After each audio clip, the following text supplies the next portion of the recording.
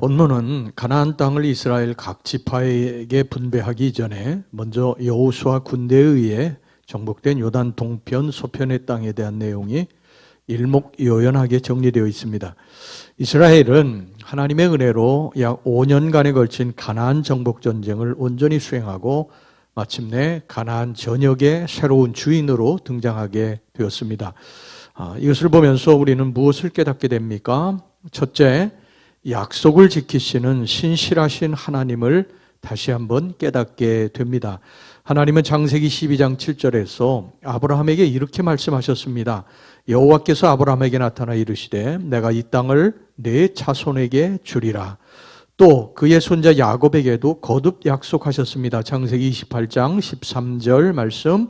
또 본즉 여호와께서 그 위에 서서 이르시되 나는 여호와니 너의 조부 아브라함의 하나님이요 이삭의 하나님이라. 내가 누워있는 땅을 내가 너와 네 자손에게 주리니. 그로부터 수백 년이 흘러갔습니다. 그러나 하나님은 그 약속을 잊지 않으시고 약속한 대로 가나안 땅을 차지할 수 있게 해 주셨습니다. 여러분, 그렇습니다. 하나님은 약속을 지키시는 분이십니다. 아무리 세월이 흘러가도, 아무리 그 앞에 큰 장애물이 놓여 있다 할지라도 하나님은 한 번 약속하시면 반드시 지켜내십니다. 사람은 약속해 놓고 상황에 따라서 말을 바꾸기도 하지만요, 하나님은 절대로 마음을 바꾸시지 않으십니다. 하나님은 하나님 믿는 백성들이 이 땅에서 유리하거나 걸식함이 없게 하시겠다고 분명히 약속하셨습니다. 이것을 믿으시기 바랍니다. 이 약속대로 하나님은 하나님을 붙들고 살아가는 백성들을 잘되게 해 주십니다. 성경은 하나님의 약속의 말씀으로 가득 차 있습니다. 구약을 영어로 Old Testament, 신약을 New Testament라고 하는데 옛 계약, 새로운 계약입니다. 하나님의 약속의 말씀이라고 하는 뜻입니다. 성경의 결론이 무엇입니까? 하나님 믿는 백성들을 하나님께서 어떻게 보호하시며 또 어떻게 축복하시는가를 보여주는 말씀입니다.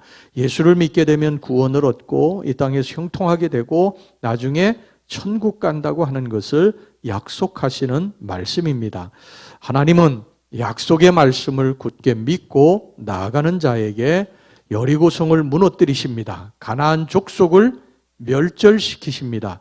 이스라엘 백성들이 한 일이 무엇이 있습니까? 단지 하나님의 약속의 말씀을 믿고 순종한 것밖에 없습니다. 성을 6바퀴 돌고 마지막 날에 7바퀴 돌고 와 하고 소리 질렀다. 그랬더니 여리고성이 무너졌다.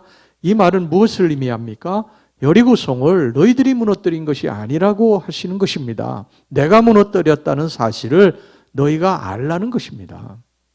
광야에서 40년 동안 먹지도 못하고 훈련받지도 못하고 지쳐있는 이스라엘 백성들이 훈련받은 견고한 성읍을 가진 이 가나안 족속을 어떻게 이길 수 있겠습니까? 이게 불가능한 일이죠. 그런데 그들은 승리합니다. 무엇 때문에? 바로 여호와 하나님 때문입니다. 모든 일이 여호와 하나님의 뜻대로 그분이 우리에게 약속하신 대로 진행이 됩니다.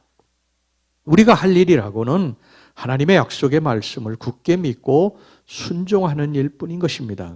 그러면 하나님이 우리에게 약속하신 축복, 형통함을 눈으로 보게 될 것입니다. 두 번째, 사탄의 점령하에 있던 것이 하나님의 백성들의 것이 됩니다. 1절 보세요. 이스라엘 자손이 요단 저편 해돋는 쪽 곧 아르논 골짜기에서 헤르몬 산까지의 동쪽 온 아라바를 차지하고 그 땅에서 쳐 죽인 왕들은 이러하니라.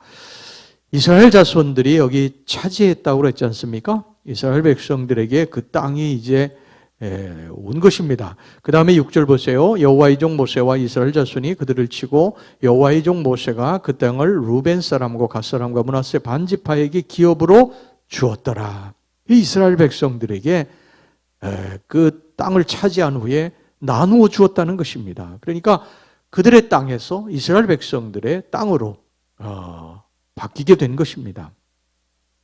또 7절 말씀 보세요. 여호수아와 이스라엘 자손이 요단 이편 곧 서쪽 레바논 골짜기 바알갓에서부터 세일로 올라가는 곳 한락산까지 쳐서 멸한 그 땅의 왕들은 이러하니라. 그 땅을 여호수아가 이스라엘의 지파들에게 구분에 따라 소유로 주었으니.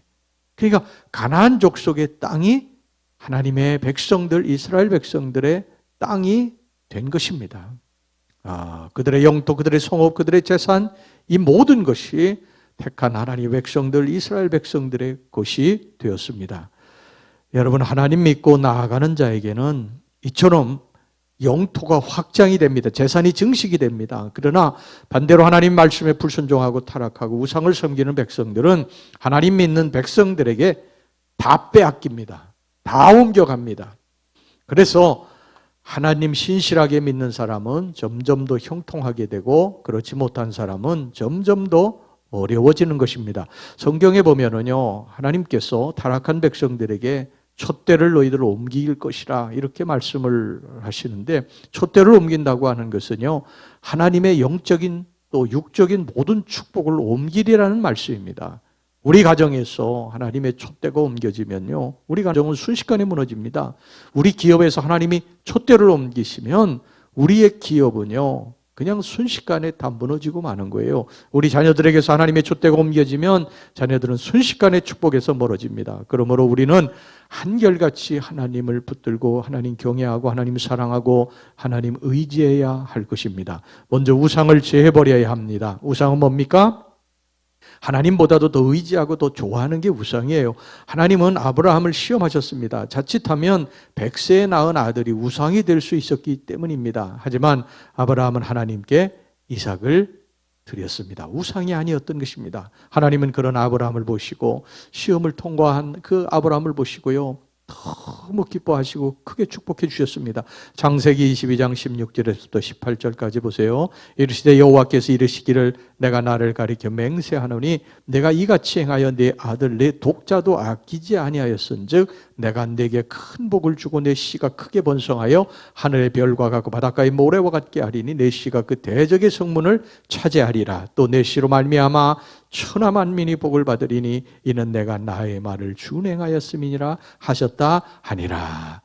아브라함이 하나님의 말씀을 준행하니까, 그대로 준행하니까 하나님께서 아브라함과 그의 후손들에게 복을 주셨습니다. 여러분, 우리들이 해야 할 일들은요, 우리 속에 하나님보다 더 사랑하는 거 깨부수고요, 완전히 우상을 제하고 하나님 말씀에 그저 따라서 순종하고 그 말씀을 준행하는 것. 그러면 여러분, 우리들의 삶의 영토가 확장되고 성읍이 견고해지고 재산이 증식되어 하나님 축복을 받고 살게 될 줄로 믿습니다.